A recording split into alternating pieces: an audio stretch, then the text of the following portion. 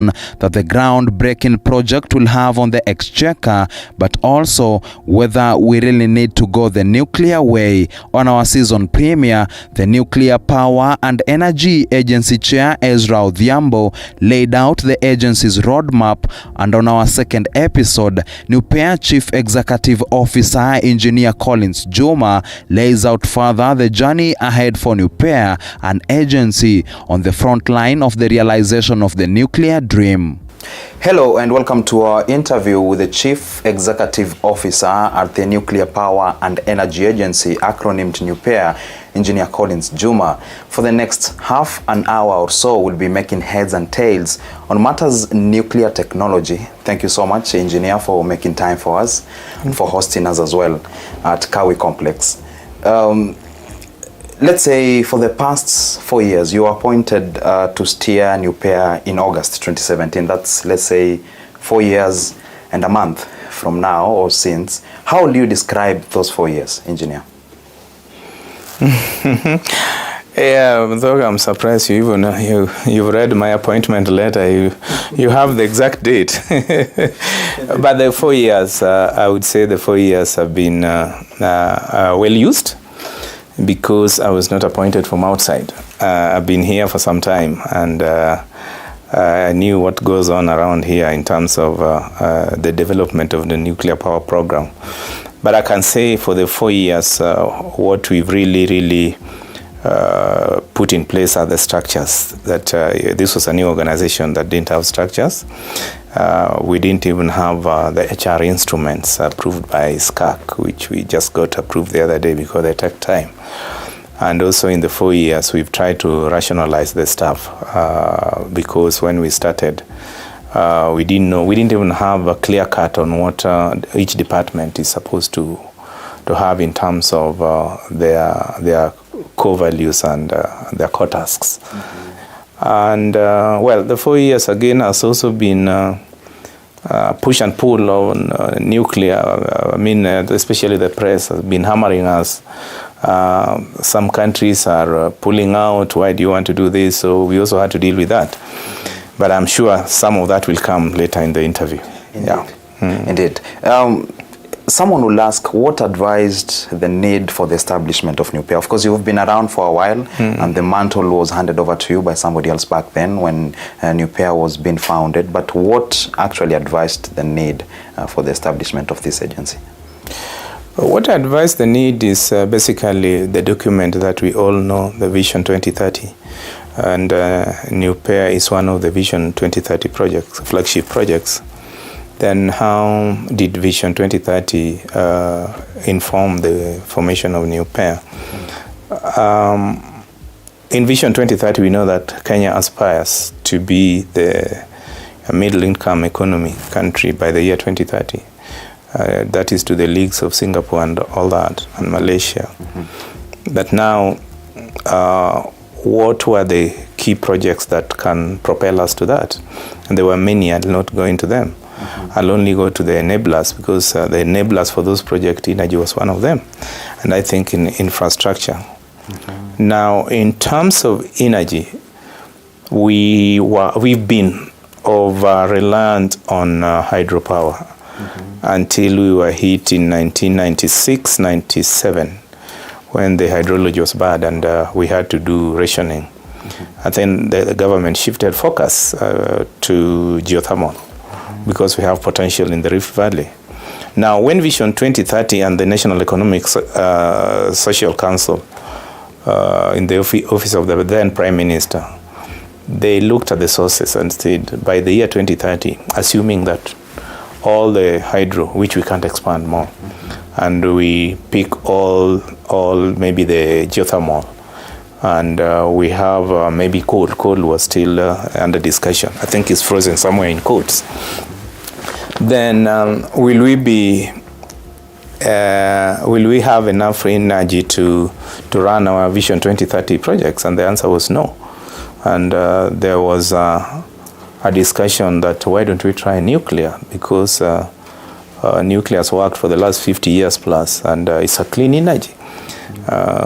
And the government bought the idea that come 2030 and beyond 2030, we'll need additional source, and it can only come from nuclear and probably coal or LNG.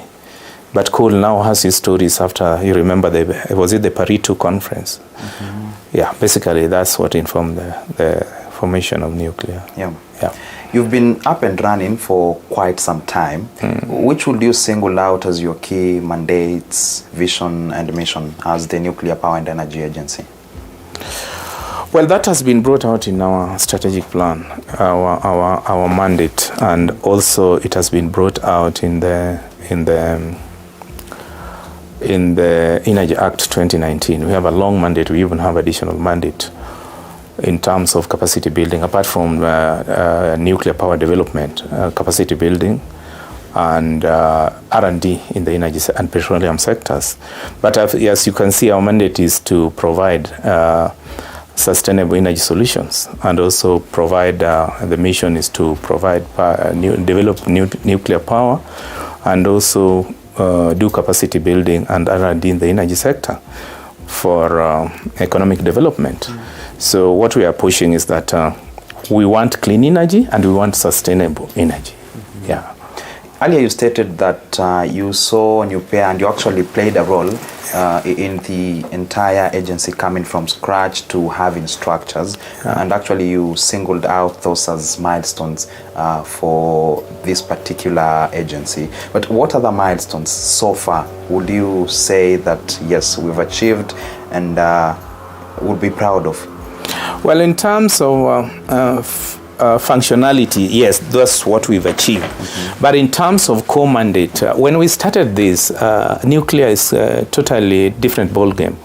It's not like a thermal power plant that you run the bids, receive back the bids, evaluate them, award, have a nuclear power plant being constructed. It doesn't work like that in the nuclear power plant. So when the committee was formed, the first approach was the International Atomic Energy Agency. Maybe you've heard about it, and that's the UN agency that guides member states. If you want peaceful use of nuclear technology, then they give you the guidelines on how to do it. And when I say peaceful use, I mean to generate power, or to use it in agriculture, to use it in industry, but not to develop bombs and chemical weapons. So the agency, they gave the then committee what they call the Milestone Approach, where you do it step by step or in phases. First of all, you have to do your pre-feasibility study and look at what they call the infrastructure issues that you need to develop as a country. And then you check where you are with those, maybe some of them you already achieved, and then the ones you've not achieved, how far. So we came back, and that time, that was 2008, and the government was saying they want nuclear by 2020. So when we looked at that, we told them, hey, look, this is not possible, even in the year 2025. So, and they understood anyway, because this is the guideline from the agency mandated, and also from the best practice, because there are countries now that have done that. And we started with the pre-feasibility study, which we achieved, and then drew a roadmap, and then they have something called the mission, the peer review mission, inner mission. So after some time, picking what we did from the pre-feasibility study, we now started to work on those infrastructure issues, the 19 of them. And then in 2015, we called them for a peer review, and they evaluated where we were. I wouldn't say we were 80%, but we were somewhere maybe around 65%.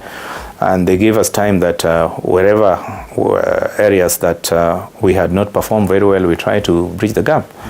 And I think, was it early this year? Yeah, they came back for the second mission, and we've closed those gaps. So in terms of that, we've achieved that. The pre-feasibility study, we did the inner mission. We've now have a strategic plan, but we had also a previous strategic plan for 15 years. And there are some quick wins that those are work in progress, like training people, publicity, what we are doing now, that one we've been doing through and we'll do it until we commission the plant and decommission the plant, because we have to keep on telling people what nuclear is, not only for us as a newcomer country, but even the countries that are already running nuclear power plants. Yeah.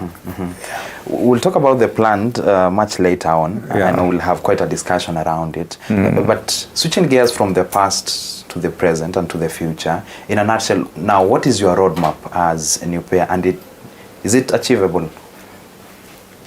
Yeah, we have a roadmap. We have a roadmap, a clearly defined roadmap, which is right from when we started up to the year 2036 or 2040, when nuclear is supposed to come on the grid.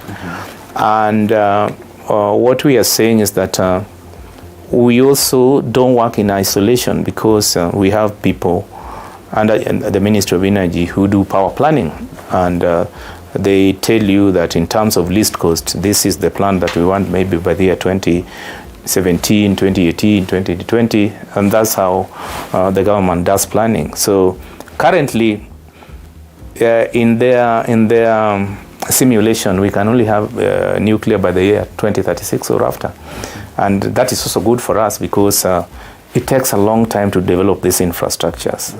Actually, lead time is around 15 years on the minimum. So the roadmap is very clear to us what we are supposed to do, and I'll share it with you here up to the year 2036. Yeah.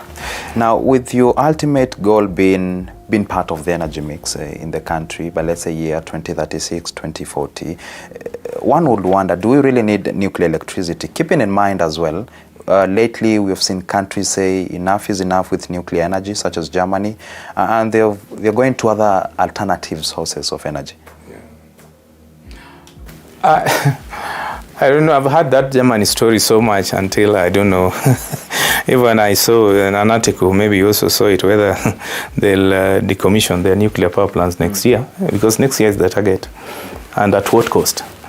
But coming back to what you are saying is that I mentioned that the government under the Vision 2030 saw the need in terms of the numbers, not the rumors, the numbers that were there, that geothermal was at 18,000 megawatts, well, which actually they proved is even less the potential, and the government needed 28,000 megawatts at least by the year 2030, so where the other one was coming from, and it could only come from nuclear because we didn't have gas, maybe we could import gas.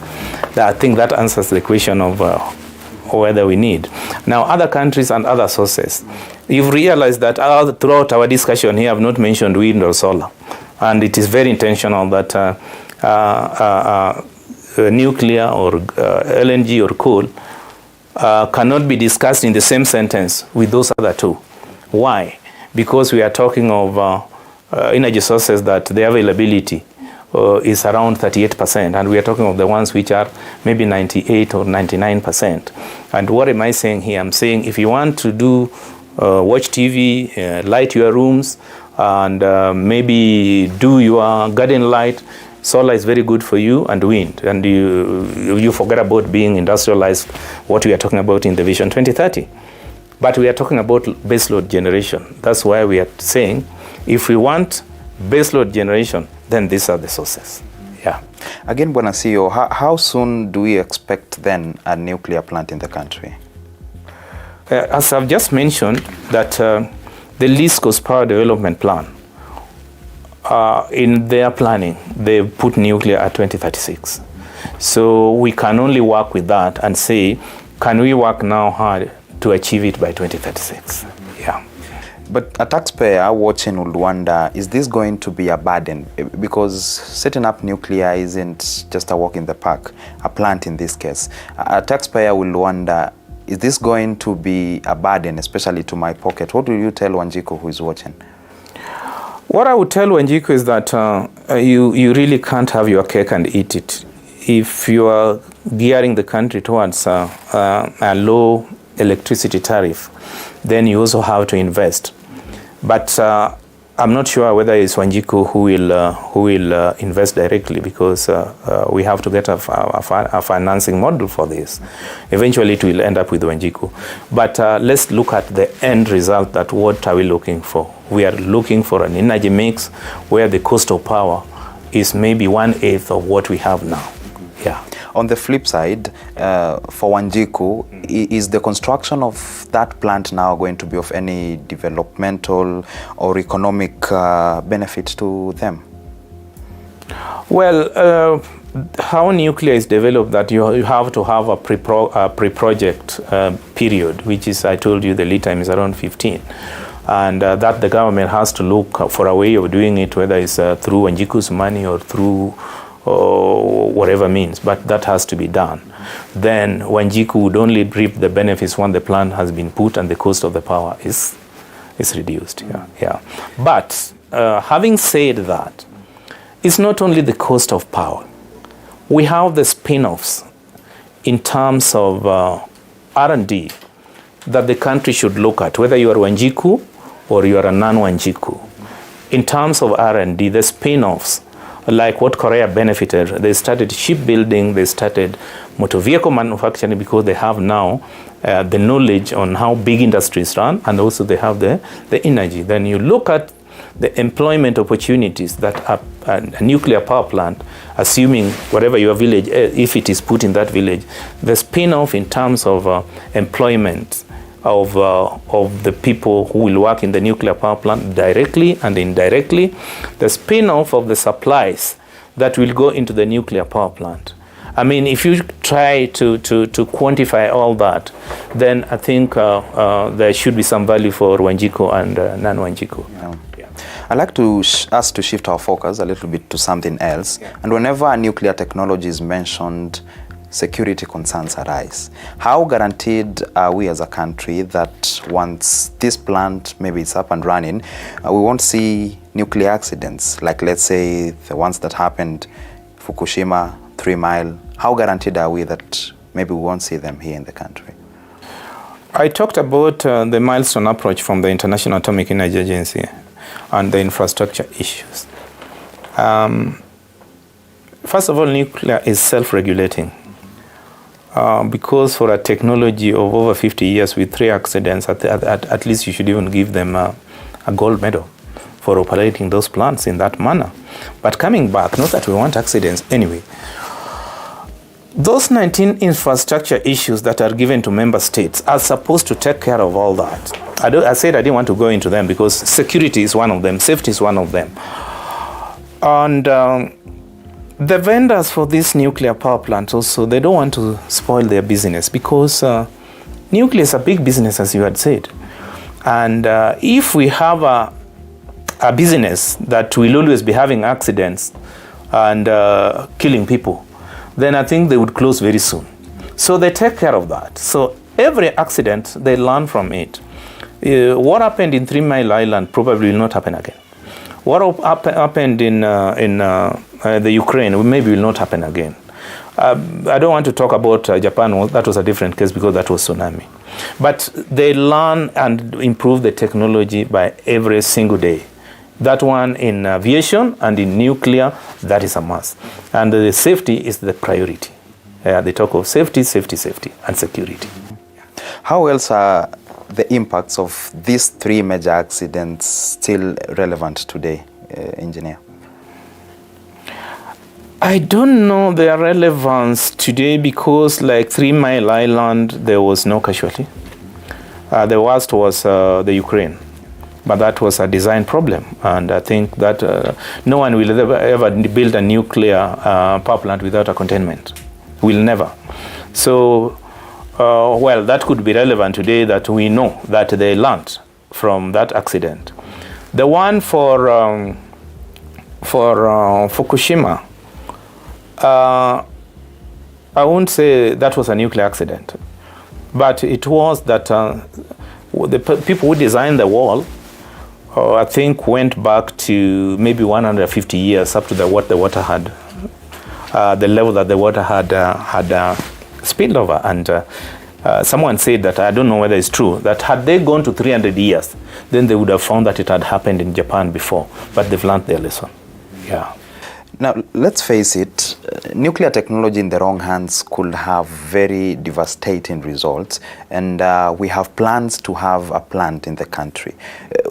How guaranteed are we that these plants will be safe from, let's say, external aggressors or terror cells? Yeah, nuclear weapon in the wrong hands can have devastating. But nuclear power plant, unless because it's run by the government, unless the government is the government, which is the wrong hand. But if you talk of external, then I've talked of safety and security being major in the construction of a nuclear power plant. And maybe one day, if you have opportunity to visit one, it's like an army barrack. And security there, and they talk of defense in depth. First of all, you have the cameras, then you have the walls, then you have the people, then you have the containment. For you to pass through that and reach where you can cause harm, then I don't see it possible. I don't see. Well, it was tried almost in 9/11. I hear some of those planes were going to a nuclear power plant. And it's informed also the new design that even if a Boeing hits the current plants, nothing will happen. Yeah. Nothing will happen. Away from the security concern is the environmental concern. How does nuclear science impact the environment? Keeping in mind we plan to have a plant, let's say, close to the Indian Ocean or Lake Victoria or Lake Turkana. How will the environment be impacted in this case? I don't think there will be a negative impact on the environment. And in any case, nuclear power generation is one of those generations with zero emission. In terms of nuclear waste, if that's what we are talking about in terms of the environment, then nuclear waste management is one of the infrastructure issues that we talked about. And you have to, initially you keep them in the plant in casks. Then one day if you want maybe a permanent repository, then you can do that. Maybe Finland has done that very well, and some countries are trying to copy from that. So the component of waste management is being handled. But in terms of environmental degradation, it has zero emissions. So, in fact, some of the nuclear power plant, the people who live around, they even drink water around the nuclear power plant. Yeah, it's that safe. Yeah. Do we have the capacity now for this nuclear waste management? Now, no. But that's what we are doing. That's why we are developing the infrastructure. And that's why it takes 15 years. Because if we said that we want to build a nuclear power plant now, we'd be lying. We have to develop those infrastructures, and we have to put the policy in place, whether for waste management or emergency preparedness. And we hope by the year 2036, let me give you an example, by the way. There's a time someone asked that you as an organization, we can't collect garbage, which is true. But you see, we are aspiring to be the Malaysia of 2030 or Singapore.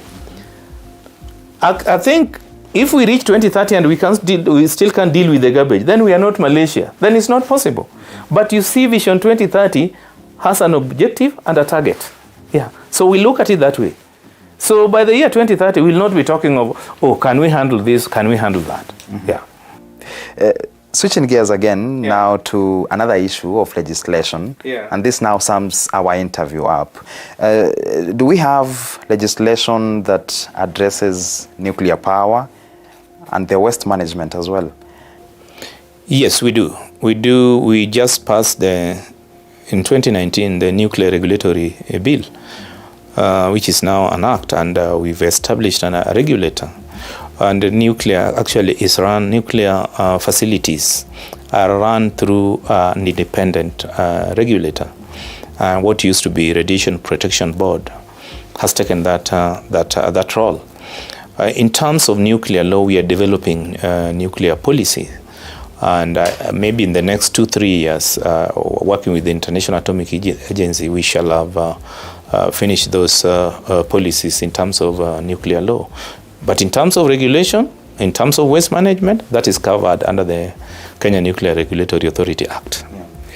You're headed towards a very vital moment, a make or break moment, if I can say. These next few years are set to be very vital for the development of nuclear technology in the country. Aren't they, Engineer? Yes, they are. The next 10 or so years are very vital. And they'll only be vital when we do what we are supposed to do. Because we also run on budgets. The government also has other projects that are of priority. The one you said Wanjiku wants to see very fast. So the government might not push so much for the development phase, and Wanjiku cannot get electricity or cannot get roads. So there has to be a balancing act. But the next 10 or so years are very vital. With all eyes on how the government will navigate the tough balancing act ahead, we take a short break, but don't go too far, because when we come back, we have another exciting interview, this time with a queen in the Kenyan nuclear sector, a fun fact for you on nuclear energy, the My View segment, as well as the IAEA video of the day. See you on the other end. You are watching TV47. Entrepreneurs around the country are creatively grinding. I started with a borrowed phone. A borrowed phone? Yeah, that could last 2 hours with charge. We just have to do quality work for them. To make their mark in an unpredictable market. It was now going on a sales venture, looking for stockists door to door. On the grind, we bring you their stories so you can tell yours. Every Monday at 7:30 p.m. Men are known to be the pillars. We're rising up together. Say your point. You need an alpha male now to come and help you and your girl. Anaongea zero. And women, they are the cornerstone that hold the pillars. Don't be entitled. A man is peaceful, a man knows how to talk to a lady. This November, the Men's Conference brings a cocktail of diverse ladies to weigh in on various matters. Something I'd love more to see is men being able to exist as themselves. Tune in every Wednesday at 10 p.m.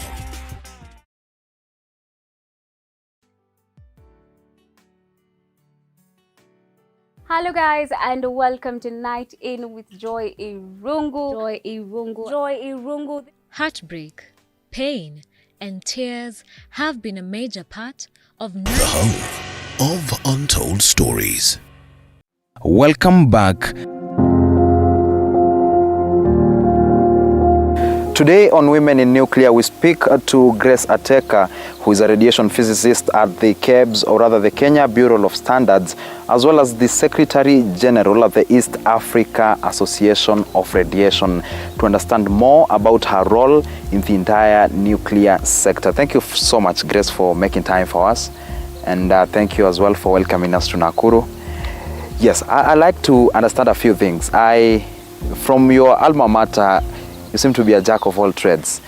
You do your thing at the KEBS. You've also had a stint at other companies as well. And you've risen, someone would say, so fast, given that you're just 31 years old. What's your inspiration? What's the one thing that has been driving you to achieve and overcome all odds?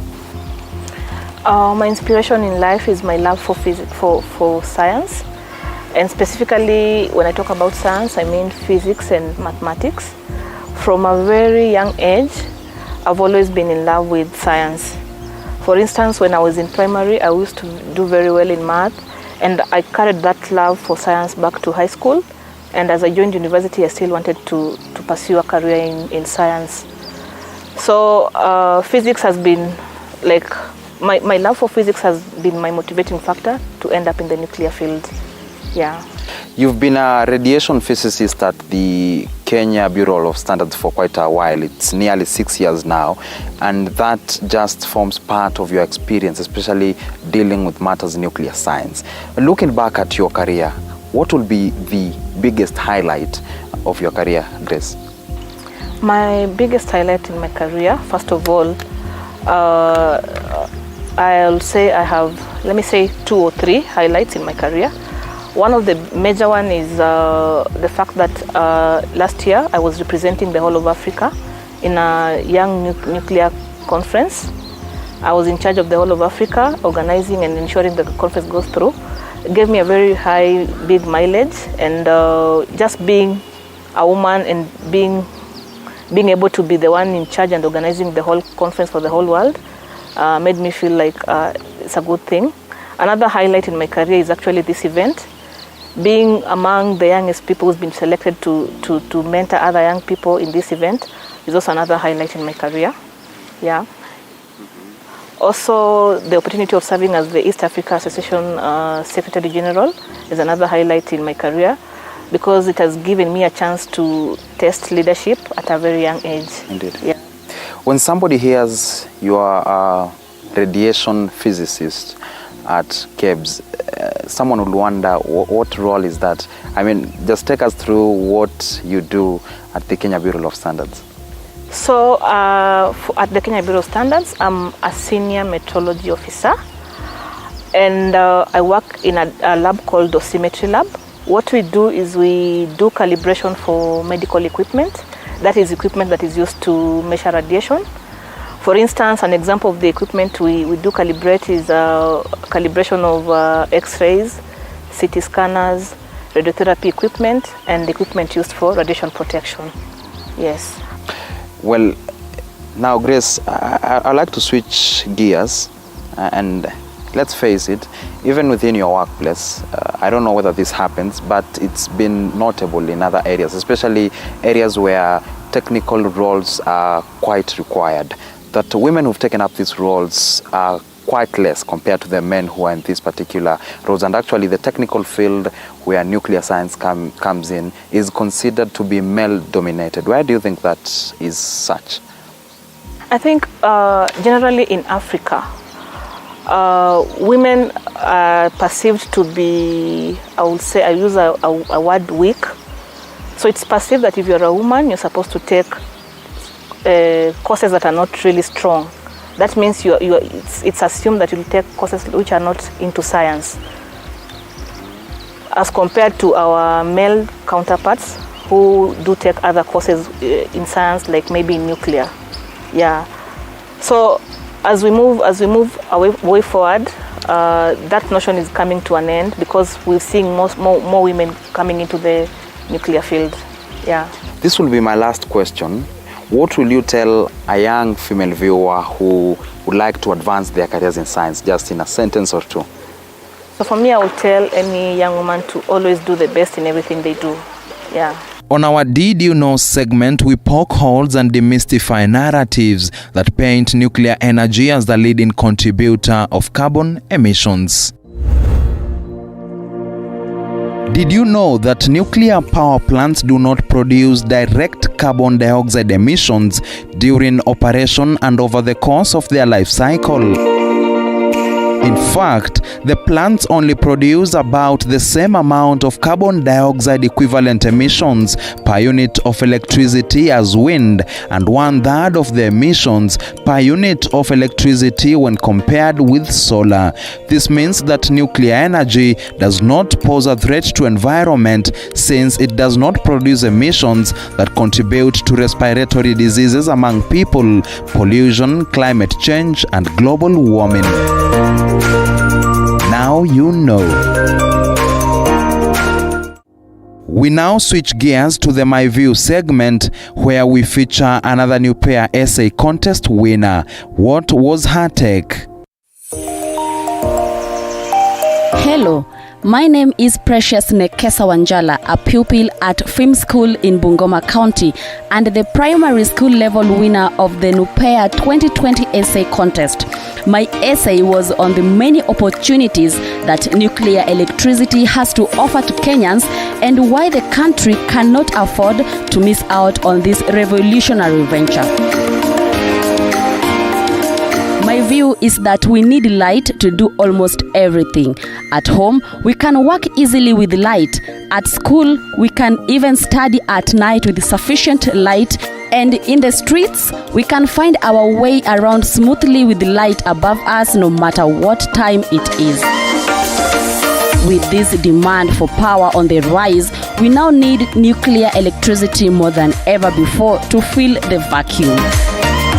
With the advent of nuclear electricity, many job opportunities will also be created for plenty of unemployed young people, while the country will also be able to export energy to neighboring countries, boost its bilateral trade, and as a result, earn foreign exchange.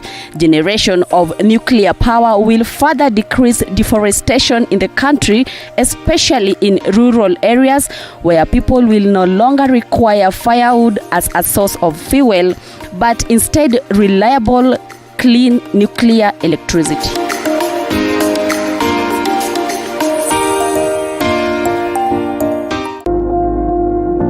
And finally, it is time for our International Atomic Energy Agency video of the day.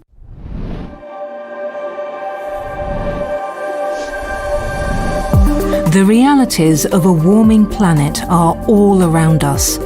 With nuclear science and technology, we can mitigate greenhouse gas emissions, monitor changes to the environment, and adapt with techniques such as climate-smart agriculture.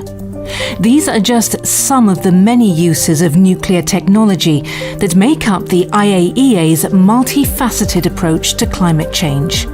The environmental challenge of our time is here. With the power of the atom, we have the tools to help tackle it.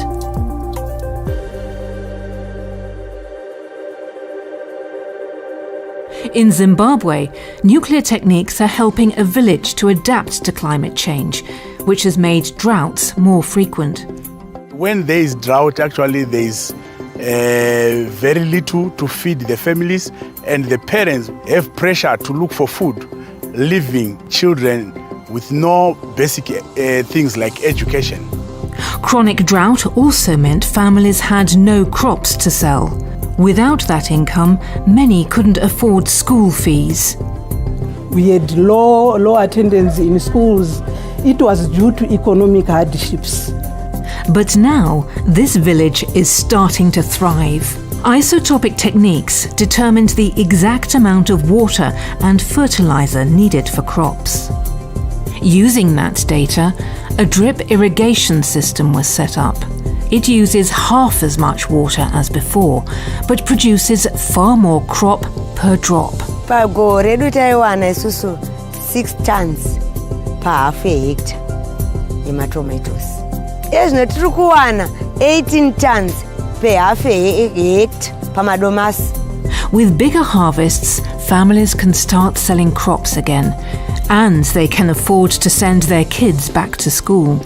For last year, we had 895 learners in the school, but for this year, we now have 960 due to the introduction of the drip irrigation. Really, I would like to say it was a blessing to the school.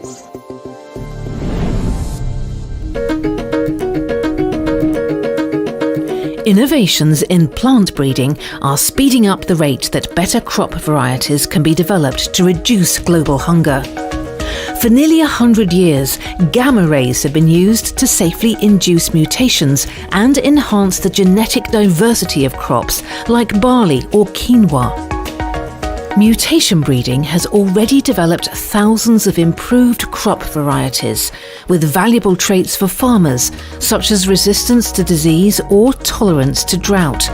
Nuclear scientists are now taking a new approach, using genetic markers to find the chosen mutant trait, so that breeders don't have to grow several generations to find out if a plant has the desired mutation. So it's something that can accelerate and enhance the impact of mutation breeding. The goal is to be able to quickly identify a positive trait in a mutant plant and then introduce that trait in other varieties. What we hope to say to the member states in the future is, first of all, that we'll have a toolkit that allows to introduce traits that they're interested in into their locally adapted varieties. And then, equally important, I think that we can provide the trainings on how to do it themselves in the future.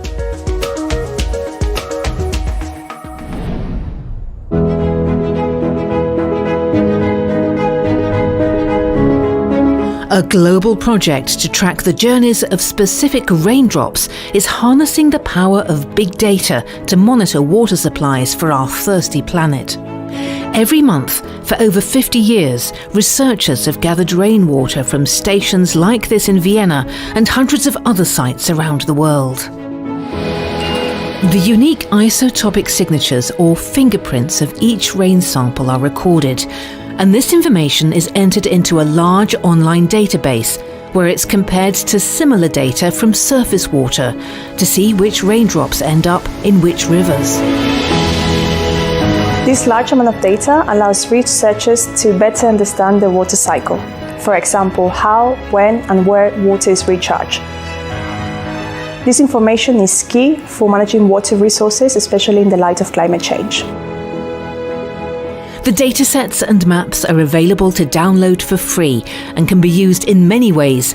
For example, in Costa Rica, where they're helping the government identify key locations to protect groundwater so they can target conservation measures and avoid drought.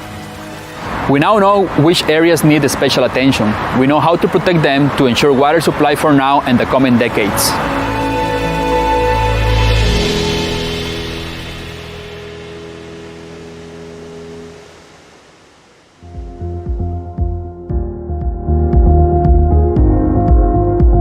On that active note, we wrap up things on this second episode of our Nuclear Energy in Kenya series. But remember, we are just getting started. 8 more episodes are lined up for you. You cannot wait to see what they have to offer. Remember, you can always keep the conversation going on